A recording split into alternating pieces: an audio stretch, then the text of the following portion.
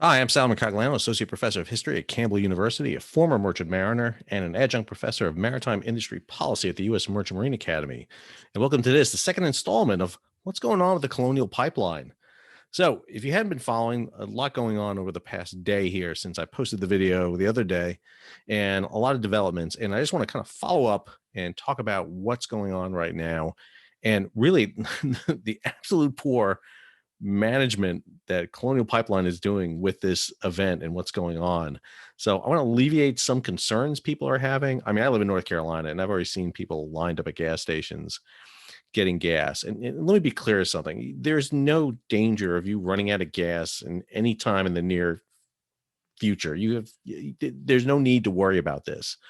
There is a concern down the road to get this up, but even then, I hope to alleviate some of the concerns here with you regarding this. So a couple of things. I want to show you a couple of things. We're going to run through a few slides and videos here and show you that. So this is a great story. Again, all this is in my show notes that I put together here. This is from Vortexa. This is an expert energy market analysis. So this came out today, earlier today, and I thought is probably one of the best pieces out there right now that talks about this. And so they start talking about, specifically, and they get into some wonky details here about the U.S. Atlantic coast and Gulf Coast and PADDs, which is distribution sites. You don't need to worry about that. But I want to come here to the heart of this, which I think is really the big issue right here. So this point right here, U.S. East Coast region has 65 million barrels of gasoline on hand, equivalent to 20 to 25 days of forward demand cover. Basically meaning, okay, we've got at least 3 weeks worth of gas on hand right now. Even with the pipeline shut down, there's 3 weeks worth of gasoline that is on hand. It goes on here to talk about the main offset for disrupted gasoline flows via pipeline is imports, probably from Europe. So one of the big things is going to be to bring in fuel, and there's going to be fuel coming in. There'll be imports coming in, and so we'll see this coming in from different areas. There's options to divert vessels that are already in transit. For that purpose, they looked at this and they're seeing what's out there right now.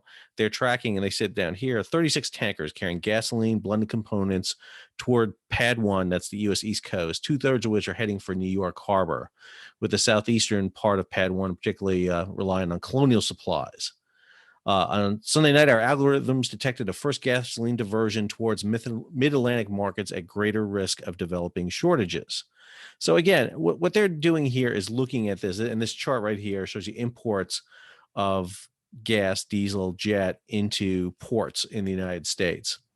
And it's kind of showing you the amount, gasoline, diesel, jet fuel right there, talks about that. And I think one of the things I wanted to do, and again, I recommend you look at this story. I think it's a really good story because it goes into a lot of detail talking about it. And they talk about the one big X factor being here. What's the big issue is the prospect of the Jones Act.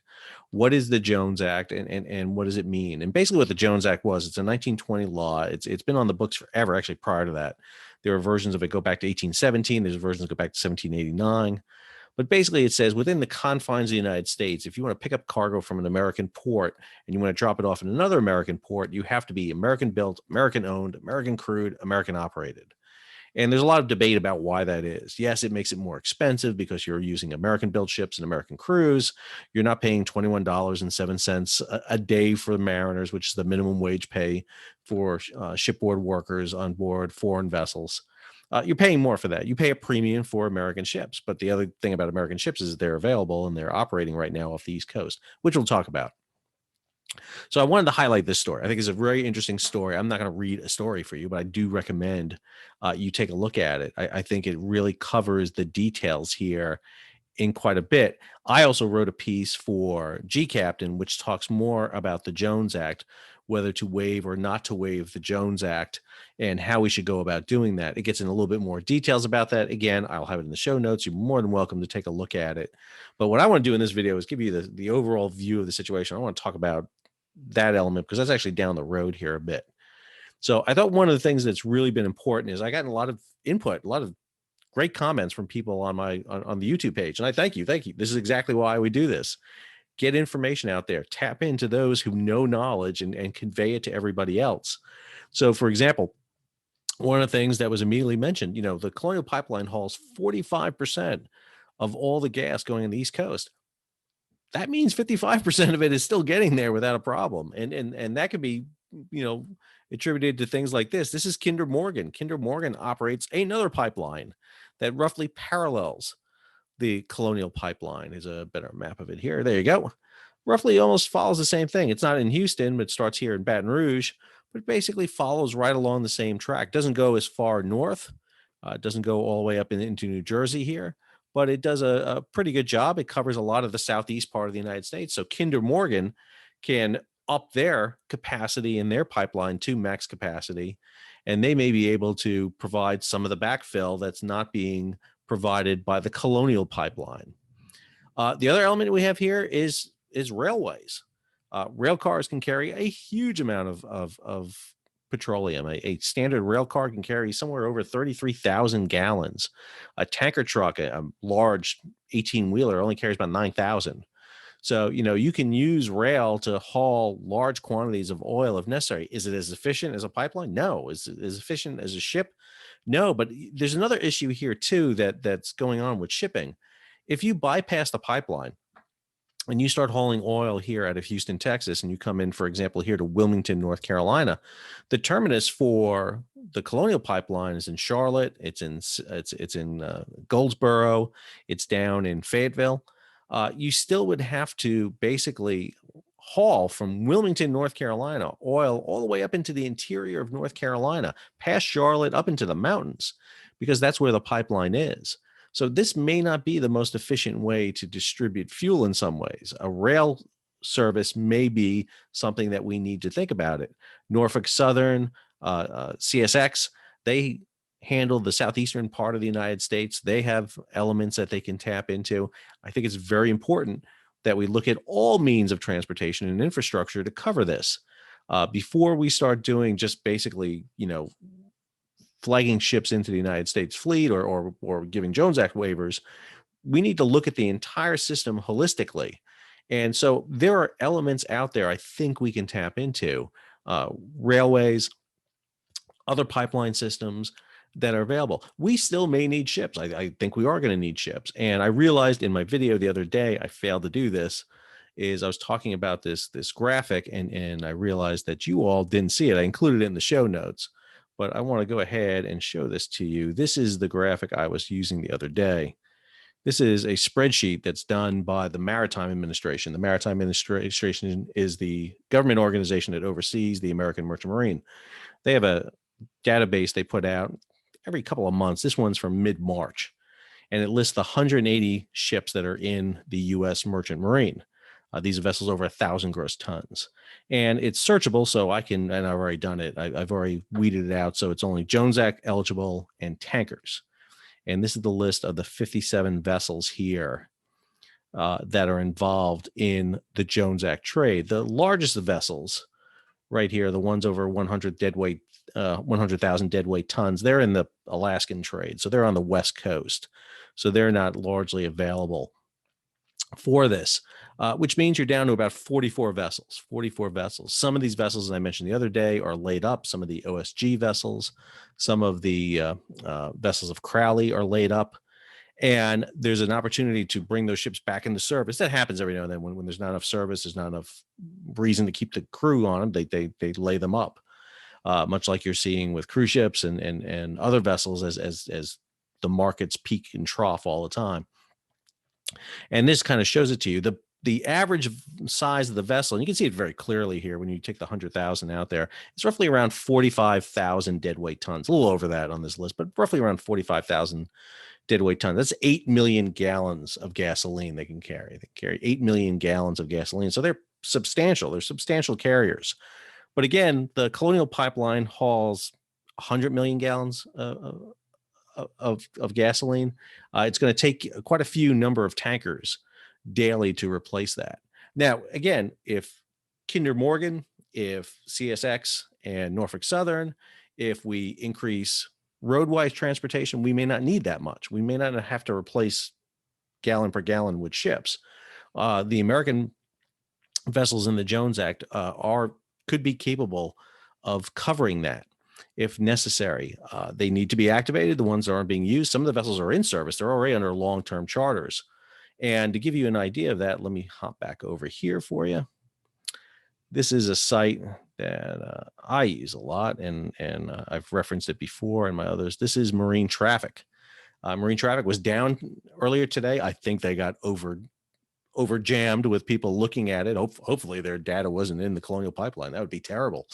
But one of the things I've done is weeded out all the other vessels except tankers.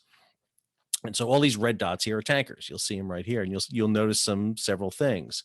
Come down here to beautiful Houston, Texas. Head on down to Houston. Sorry, I got my Texas accent coming up there. So if you come down to Houston, one of the things you see here is a lot of ships at anchor off of Houston, waiting to load, waiting to get in there and load. That's a lot of tankers right there, and they're waiting to get in there. So the Houston channel is always busy. You always can zoom out here, and you'll see them over here in the Beaumont and Galveston, the same thing. This right here is the Houston ship channel. If you want to see a crazy story, the Houston ship channel is barely wide enough for two vessels. And so ships coming into the Houston ship channel do the Houston ship channel game of chicken. You literally drive right toward each other until the last possible moment, and then you turn and go around each other. It is not for the faint of heart. Pilots in the Houston ship channel are amazing pilots. But you see the vessels going in there. But the vessels I want to show you, so these are vessels loading fuel out of Houston right now. We know that in Port Arthur, one of the refineries have shut down because they're not feeding into the pipeline right now. So there's no reason to be processing gasoline because there's no storage for it. But there are vessels that could be available, foreign flag vessels and American vessels that could be available here should the Jones Act waiver be enacted, or if not Jones Act waiver enacted, American vessels that can load right here and start moving it. But the other thing that I want to show you here is this. This is off the Port of New York. Let's go up here, zoom up here. You'll see other things. You'll see tankers coming in here into Delaware River. They're heading up to the refineries here.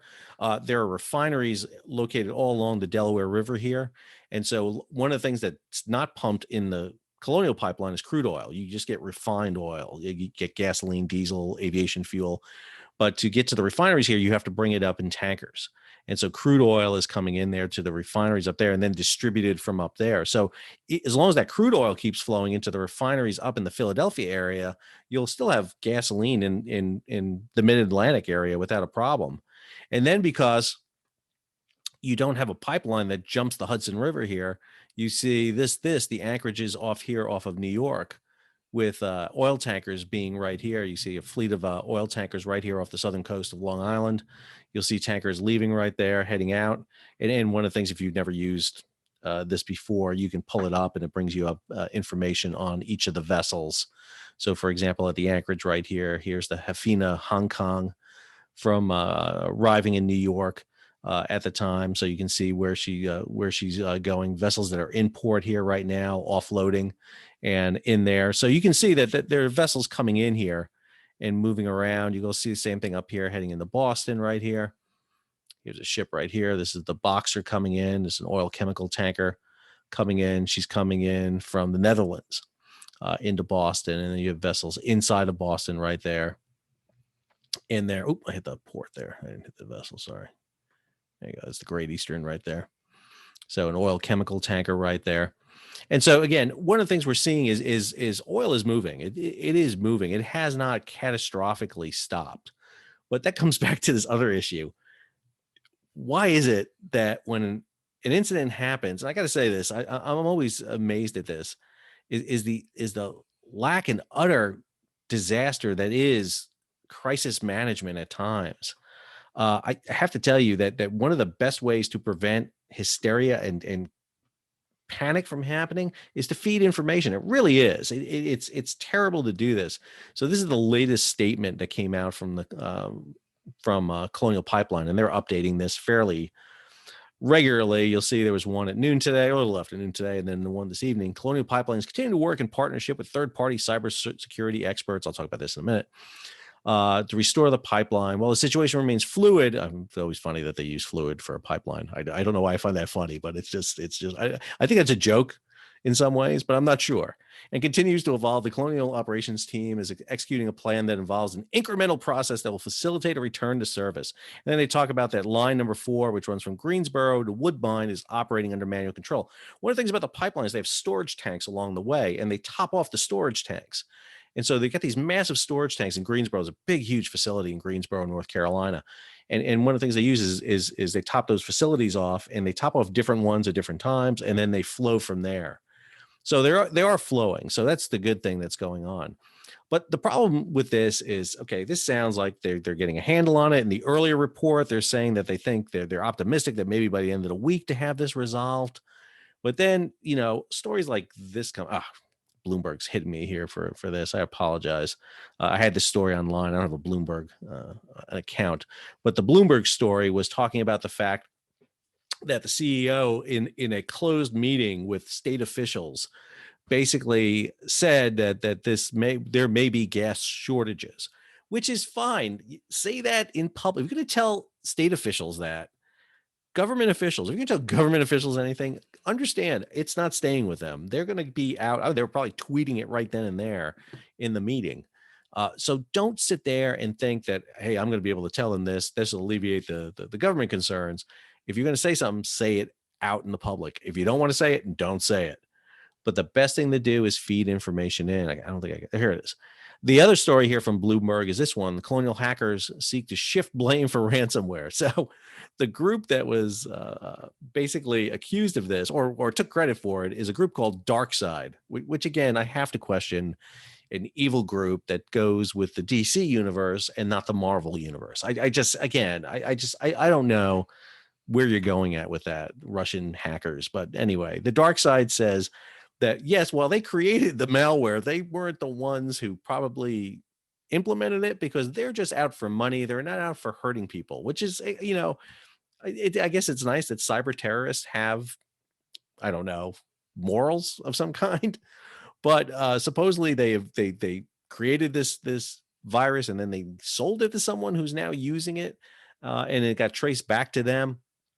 So I guess we're not supposed to feel bad for DarkSide. I don't know. It's an interesting story, nevertheless. But it's coming back that they have unleashed this, and it really goes into a larger question that we all need to be asking: is how well protected is our infrastructure, particularly our utilities, if this can shut down 45% of the East Coast gasoline with just a computer virus? And again, how is this getting into an entire system? How is it open to the outside? It's not air gapped. I mean, just amazing. Again, I understand it can't be probably at times, but still, who's your cybersecurity people here? I mean, this is a pretty major issue. And what is the role for this? It goes on here. We start seeing that they are starting to book tankers. I've talked to some people today about this. Understand that if necessary, if we had to shift over to tankers, and if there are insufficient number of tankers in the U.S. fleet available, they can charter foreign ships in absolutely no time. I mean, there are vessels almost immediately available that can be done.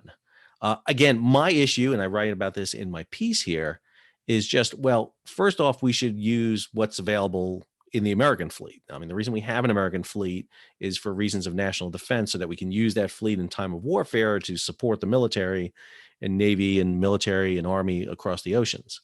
If we didn't have this huge, massive military with a worldwide presence, if we were just, a small country that didn't have this, we could rely on foreign flags without a problem. It would be cheaper. But again, we don't. We have this global presence, 150 nations we have military forces in. We have a military that talks about being able to deploy on a moment's notice, but what they don't ever talk about is the logistics tail that requires to operate it. Understand, the logistics tail to operate in Afghanistan was extensive, and it required a lot of American ships to be able to do that, and a lot of other transportation to be able to get you there, even though it's a landlocked country. So I talk about that in this piece. But again, I always think that this is an interesting piece here because there is that potential for going in.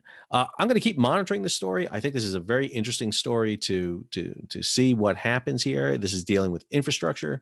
It's dealing with, a way of life that we're used to. Gasoline, we've already saw the spike in gasoline prices recently. Again, that goes back to COVID, that goes back to OPEC and Russia trying to run out our shale companies out of business. They're pretty effective at doing that.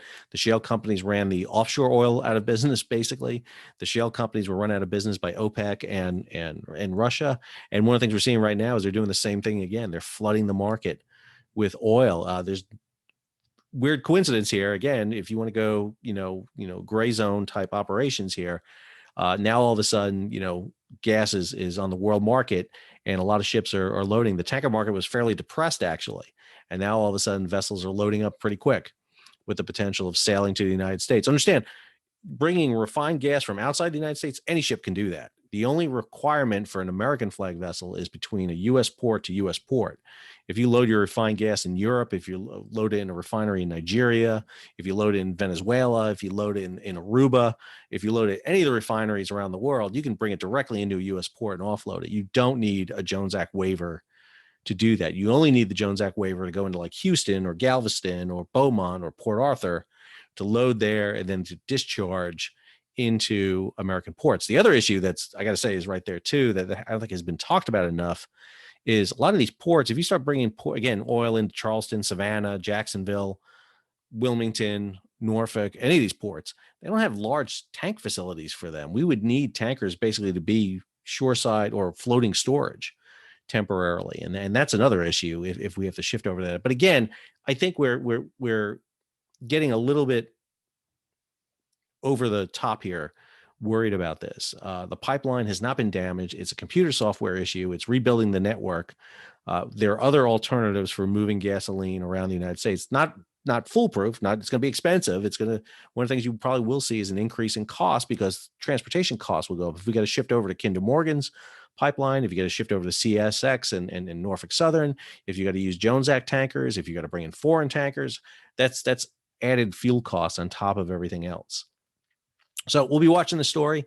If you like news and information like this, hey, take the moment, go ahead, subscribe to my channel, give it a thumbs up, and also feel free to hit the bell so you'll be alerted about new videos as they come up. Again, this is an evolving story. We're going to keep following the story here and keep you as up to date as we can and provide some context to the stories as they're going on. Because again, one of the things that the news media is not always great at doing is context. Hard to do that in a 30-second soundbite. So anyway, I'm Sal McCracken. I hope you enjoyed it. See you soon.